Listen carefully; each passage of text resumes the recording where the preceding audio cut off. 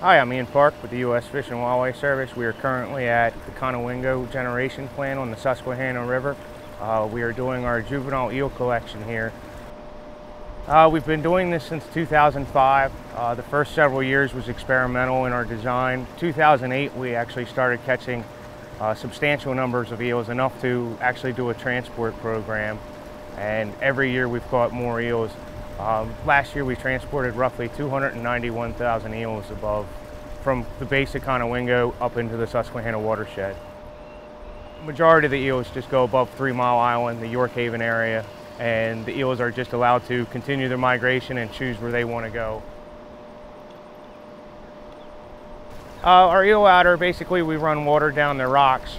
The eels come to the base of the dam, they can't go any further. Small head dams, eels can make their way around. This dam, however, it's too large.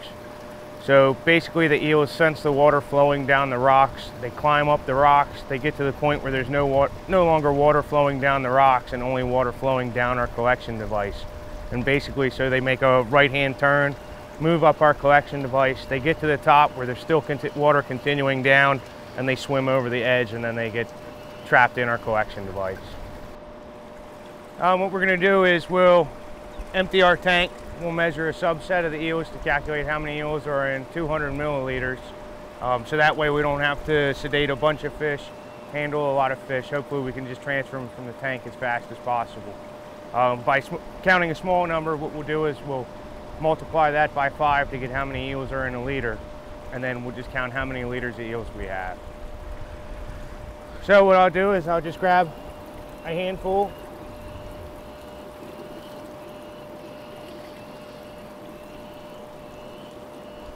As you can see there, they're all roughly about the same size. And what I'll do is I'll just dump them in there.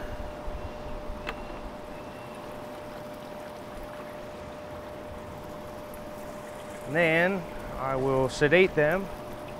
And we just use MS-222, which is an FDA-approved fish sedative. Okay, so these eels have been sedated. They're not completely knocked out, but it's enough for me to be able to handle them and count them. Basically, like I said, I'll do 200 milliliters and then I'll just multiply that out for liters. I just use a little graduated measuring container that has markings on the side that tells me how many eels I need for 200 milliliters.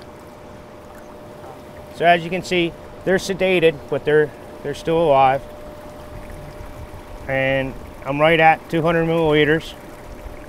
So what I'll do is I'll just count these out into our holding tank.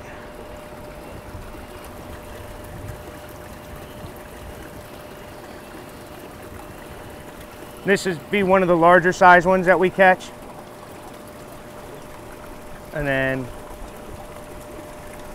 I mean, that's not the smallest one, but that's about the size range that we see. So 87 in 200 milliliters. That's pretty much the standard that we've been seeing. So then what I'll do is I'll just start draining our tank and counting how many total liters of eels we have. So we start off with 5 liters of water, and then by adding eels, it should displace the amount of water so we can calculate how many liters of eels we have. And 5 is just a nice even number to start with, and it leaves plenty of water for the eels. They shouldn't be in there that long. Yeah, so we have roughly about 10 liters of eels. We started with 5 liters of water, so that should be a little bit more than 5 liters of eels.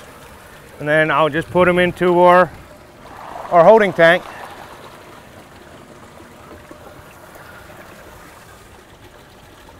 So we had 2,697 today, which should bring us for the year close to 170,000 eels.